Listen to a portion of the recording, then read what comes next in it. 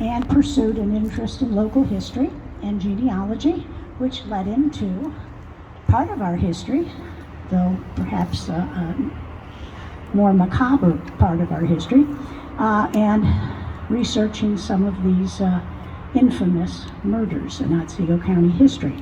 So Helen, without further ado then, I'm going to introduce Frank, and he's going to tell you about these 3 murders. By the way, if you want to later get a drink of water, there's some ice. There was some ice water. I think the ice is all melted now, but it's probably relatively cold if you want to get a drink. And Frank, you help yourself too.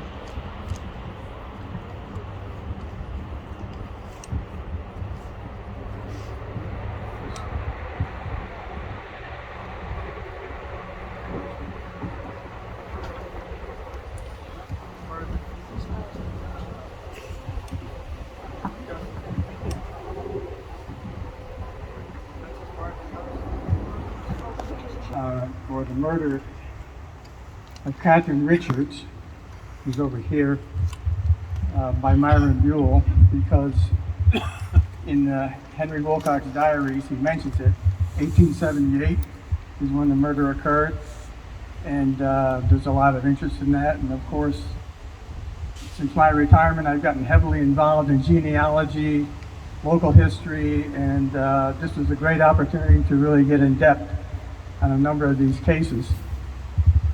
And two of the murders that I'm going to talk about today are very local to me. I live at Goodyear Lake, and 2 of the murders, one of them Eva Coo, the other one probably less well known, Horace and Laura Stanton. And today, Myron Buell murder occurred up in northern Plainfield.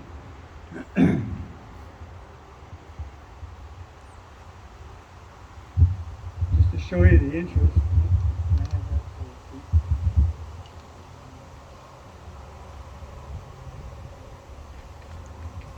Just mentioned, I think there were 8 entries in the Henry Wilcox diaries.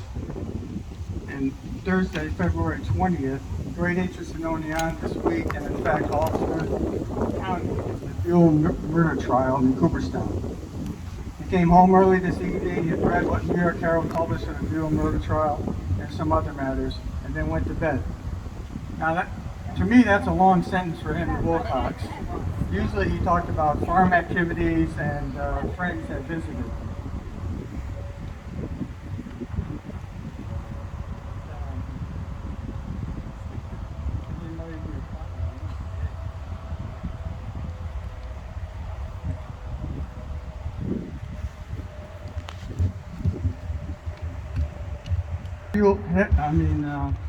Myron Buell was a 20-year-old in 1878.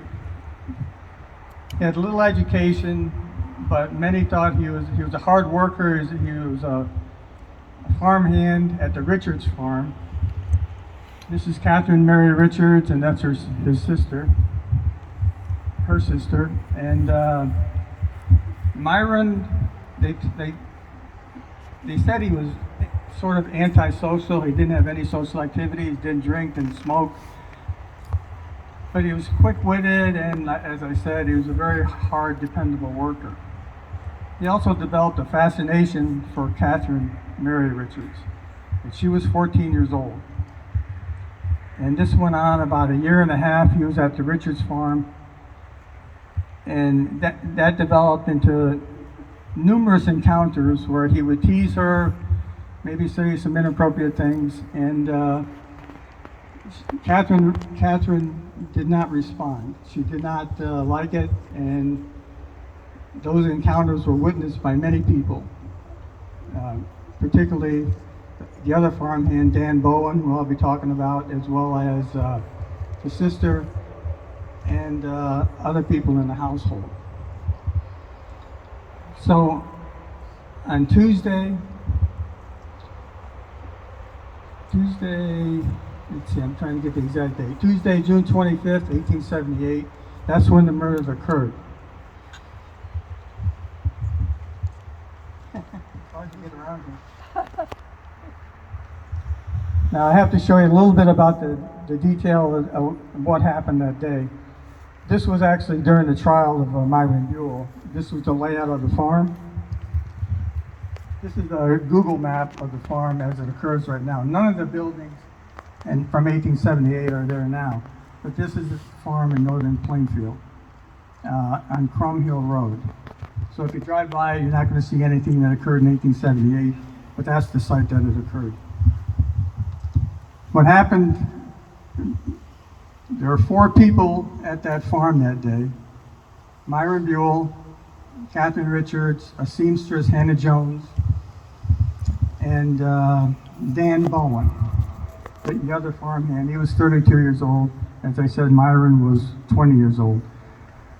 They were working up in the orchard field, the hop field. They were doing hoeing hops. And about 3 p.m., Myron Buell said his boots were too hot. He had to switch into leather boots. He went down to the milking stable. He saw Catherine Richards feeding her kittens by the dwelling in a house, and he was mad for a number of reasons, and that she rejected him, and she was going to tell her parents what had happened, and he was worried that he was going to get fired or he was going to be disciplined severely. So he was mad. He had the intent of, I'm going to say, violating or ravishing her. I don't see any children anywhere. No? Okay. So he had the intent of taking her to the milking stable and killing her at that particular point. He enticed her into the barn. He let a calf loose, let her into the barn. Immediately put a rope around her neck, strangled her to keep her quiet. She struggled. She fought very, very hard at that point, and he hit her with a milking stool. It's not clear if she was dead at that point or not, but then he did what he raped her at that particular point. What's interesting here is that 2 other people at that exact time, between 3 and 4 is when the murder occurred. 3 o'clock, a neighbor, John Davies, was walking down the road. He wanted to borrow a horse harness, and he actually saw Catherine Richards feeding the kittens. Buell was in the barn. Another guy, John Pugh, also came by between that 3 and 4 o'clock time period, and he was talking to Dan Bowen, who was still hoeing up in the field. This is important because the main defense for Myron Buell, he always pled not guilty, was that there's no way he could have done what he did in that particular time with that many people around. I mean, he had to cover up immediately. After he killed her, he had to dress her, he had to stage her, he put her out into a pen where he let a bull loose, and the bull, he said later on that the bull must have killed Catherine. And that held up for about half a day, that particular defense with the people around. Because as it went along, people knew what had happened with Catherine and Myron, and that he was constantly at her, teasing her, and trying to get her to like him. So once that occurred, what's most interesting is some of these cases, certain things stand out. They took her, they found Catherine about 5:30 in the afternoon after they got done hoeing. Myron went back to the field, and Dan Bowen, who was up in the field, said he saw no change in demeanor. He wasn't agitated. He seemed very calm. So they came back. They found Catherine. They both said, well, the bull must have killed her in the head. And they took Catherine to the house, and it's incredible what happened. They did an incredible autopsy on her. They did a craniometry. They did a open chest examination. They checked for heart condition. They checked for brain hemorrhage in the head. They looked for blood spots. They checked for cancer. And in the end, they said, well, the rope around her neck, that must have killed her, and that's murder. It wasn't the bullet that killed her. So they went back, the coroner and the officials, stating that, well, we know that Myron is a culprit here. We need to see where he was and what his defense is. And he really had no defense, except there's no way he could have done it. When he went back to the field to talk to Dan Bowen, he said, well, a horse got loose around the barn, so he was chasing the horse. That's why he was late getting back to the hoeing field. But it didn't take long. June 28th, Buell was arrested. The murder occurred on June 25th, so that was very quick. July 2nd, Buell was jailed after a second autopsy. She was exhumed, and they wanted to determine if she was raped. I'm not sure if that was to set the conviction to be murder one or not, but they did that exhumation, and they did find evidence. I'm not exactly sure what it is. Some hay straw, and some contusions around her groin, that she had been raped.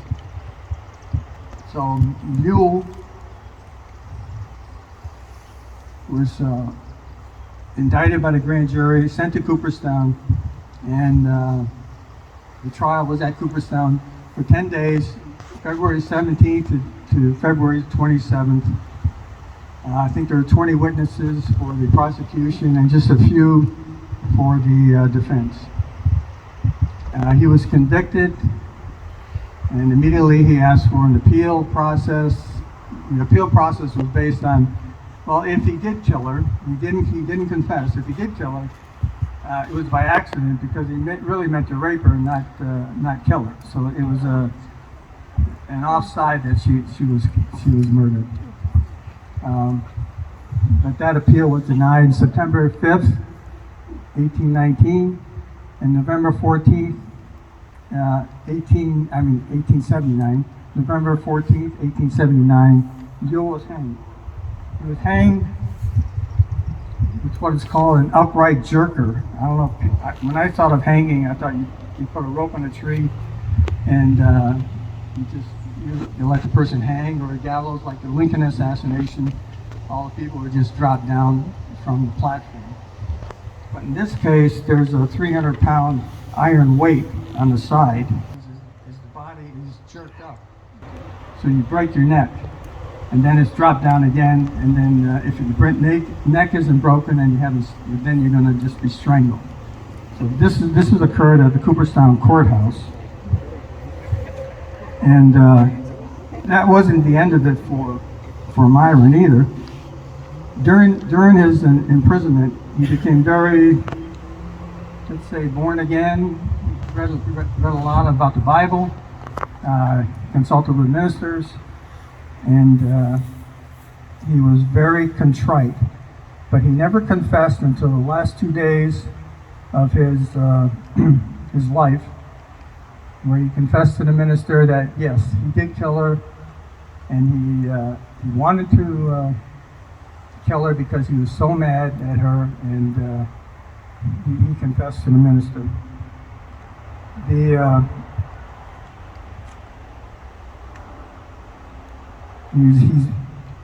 There's a burial plot in Middlefield with his father, Ebert, mother, and also Myron Buell, with the dates.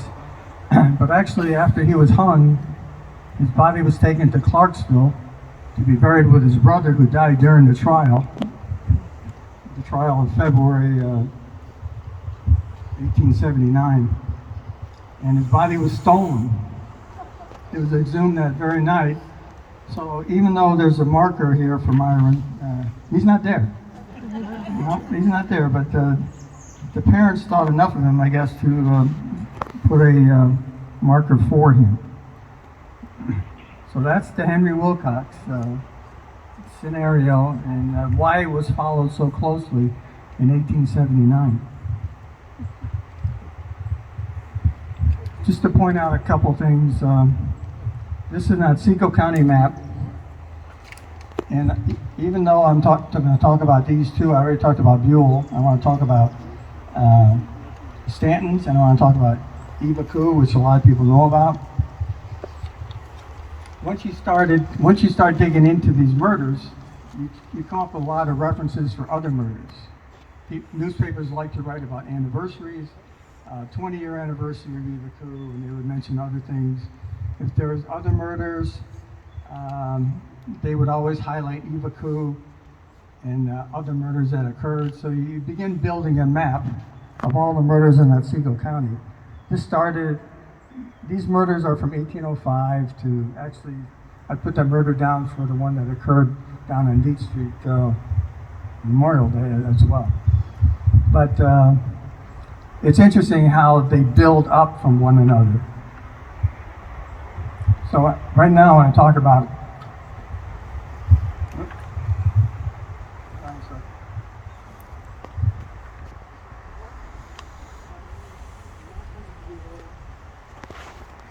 No, because he was taken to Albany Medical Center, I guess, and he was his body was donated to science, essentially. A lot of that was done in those days, apparently, especially for murderers or people that nobody wanted.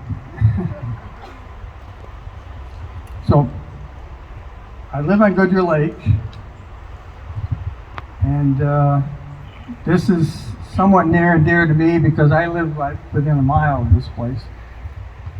Horace and Laura Stanton were murdered June 29th, 1954 on Goodyear Lake.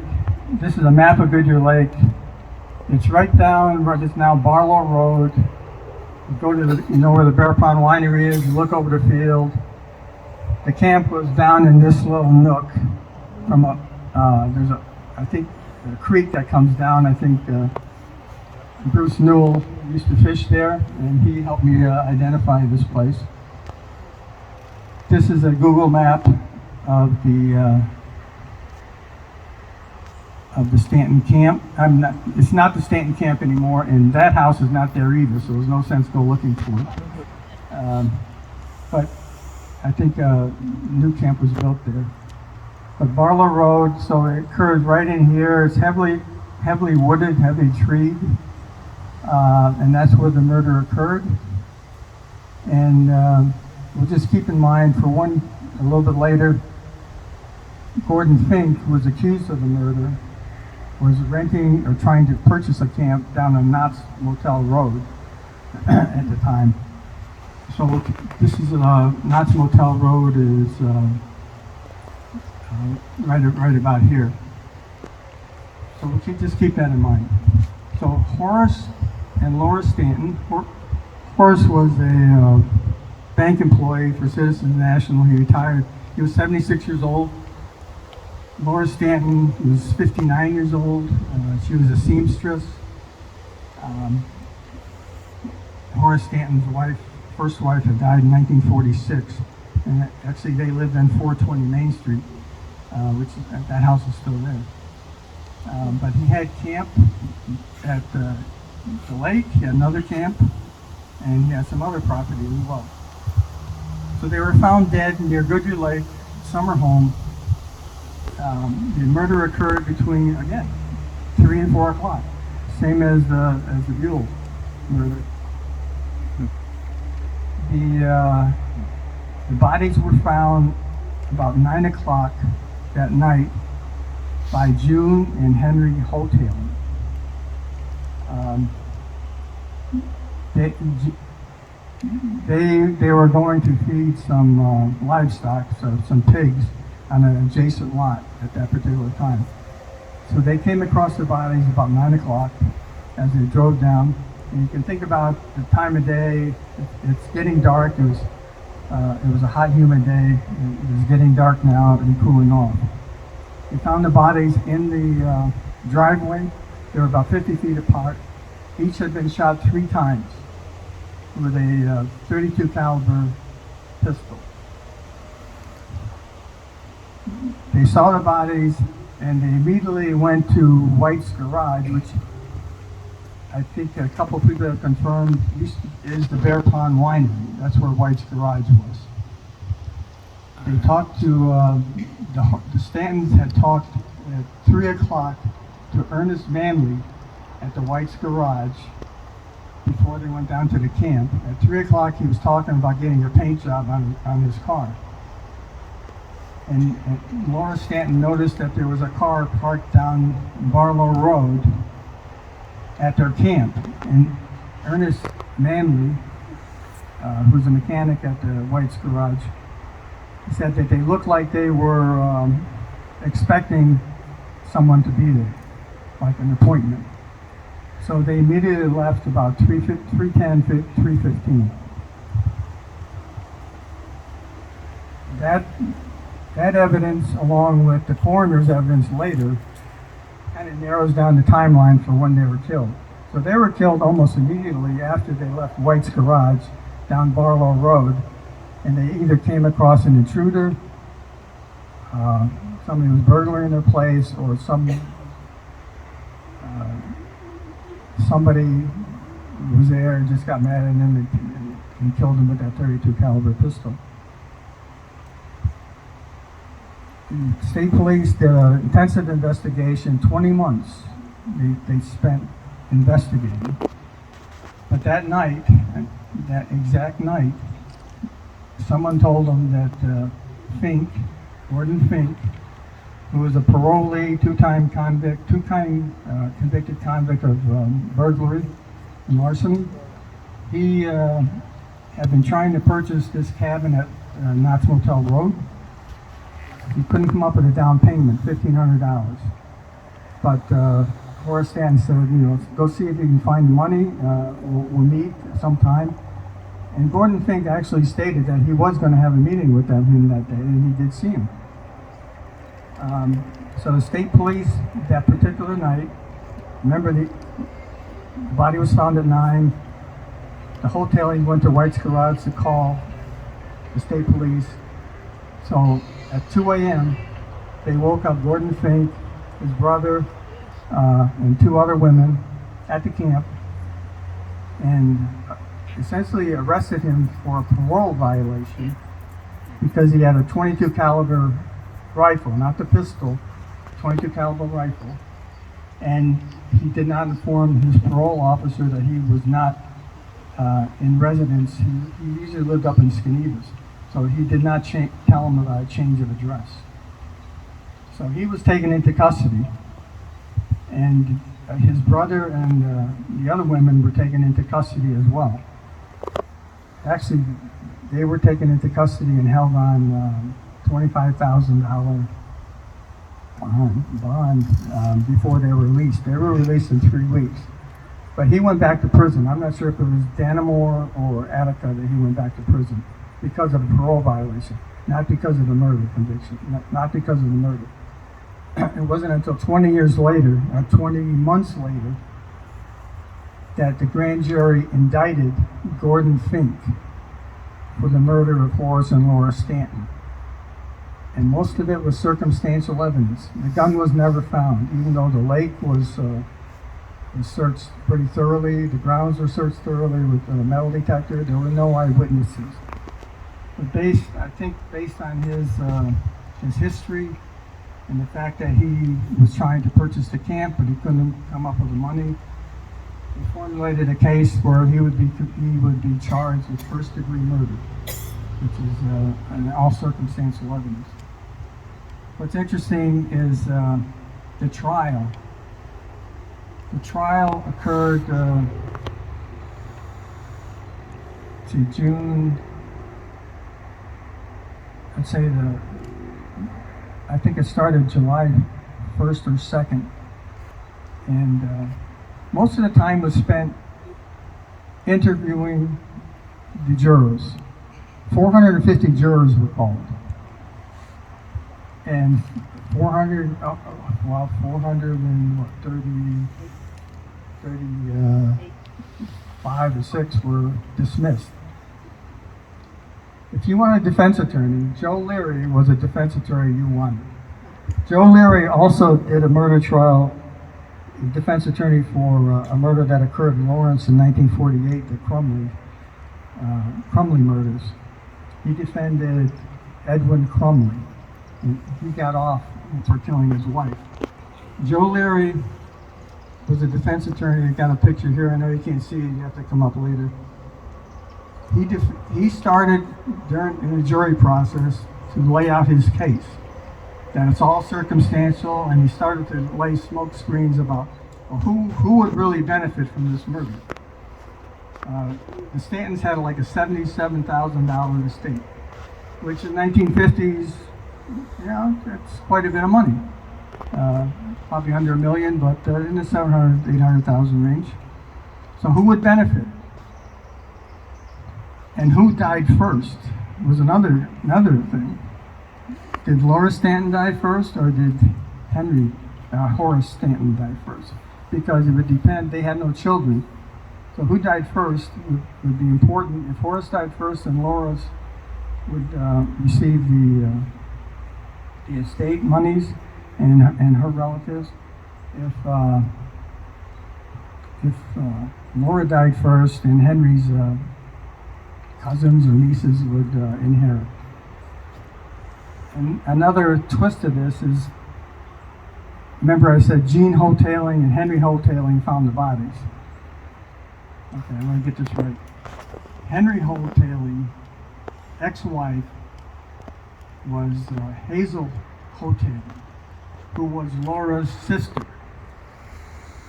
So Joe Leary started to get into that as to who would actually benefit and what was the relationship between Jean and Henry Hoteling and Hazel Hoteling.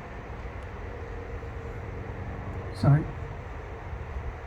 most of it, and when the jury was being questioned, that was daily news. I mean, they mentioned their names, addresses, not phone numbers, but pictures of everyone, and also reasons why they were dismissed. And a lot of them, Joe Leary said, would you convict if it was circumstantial evidence? A lot of them would say, no, I want it to be concrete evidence, especially for a first-degree murder. Never should have been a first-degree murder trial, because they didn't have enough evidence. There was nothing concrete. So Joe Leary did a good job, and guess how many, when the trial actually occurred, there were only 2 witnesses called. So 3.5 weeks for the jury to be questioned, and then 4 days of testimony. 2 witnesses were called. One just laid out an engineer laid out the camp, the location of the camp. He was there maybe an hour or 2 hours. And then Joe Leary went to work on June Hoteling and trying to get her to, trying to discredit her testimony as to when she found the body, whether they were alive or dead. When she did find them, at some point she said maybe Laura was alive, maybe she wasn't. And why didn't you call from the camp rather than go to White's garage? And he got into very personal questions about June Hoteling's previous husband and relationship, and it got real messy. There was also questions about whether Horace Stanton had a .32 caliber gun in his cabin. He had a permit for a .32 caliber gun, but they actually found a .38 caliber gun in his cabin. So Joe Leary, if you want a defense attorney, get him. Get him, definitely. He threw up so many smoke screens that at some point, and Joe Molinary, who was the judge, he allowed all this to happen from beginning to end. So he gave him wide leeway.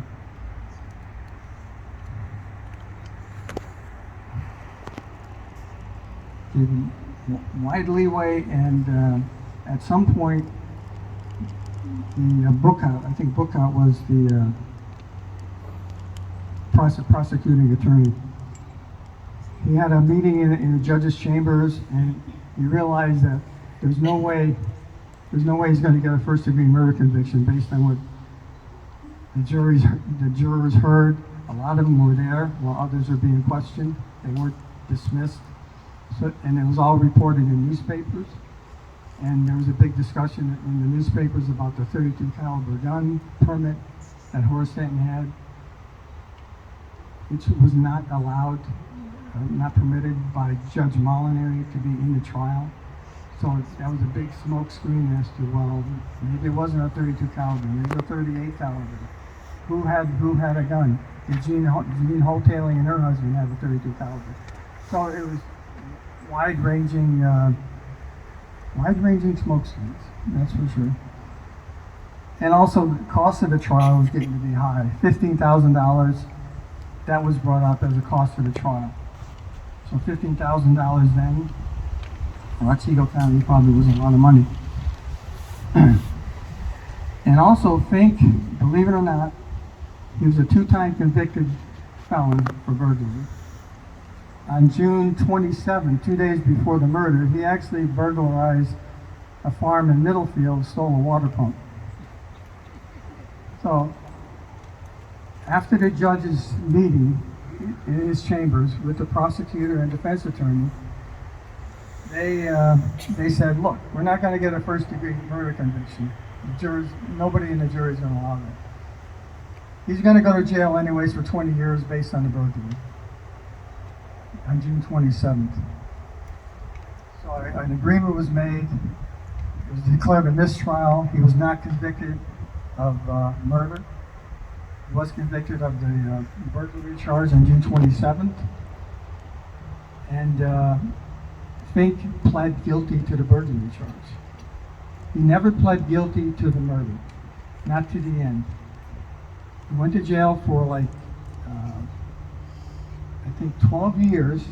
And in jail, he became kind of he studied law quite a bit. He got his appeals. He appealed his punishments, his sentences. And he was able to decrease the sentence. He got out in 1968. He went to work up in Syracuse. He had like a 23-year career for a precision manufacturing company. He died, I think, in 20. I got his obituary, actually. It was written in the Daily Star. 2011 he died. He never confessed to the murder. So that murder is unsolved, even though there's an article written by a state trooper who did the investigation, and he said the Fink case is solved, state trooper says. But everything he describes in that article is all circumstantial, and it was never brought out in the trial because they only had 2 witnesses. The grand jury heard 50 witnesses when he indicted them, so none of that information or evidence came out. So he essentially is off the hook. Anybody want to add?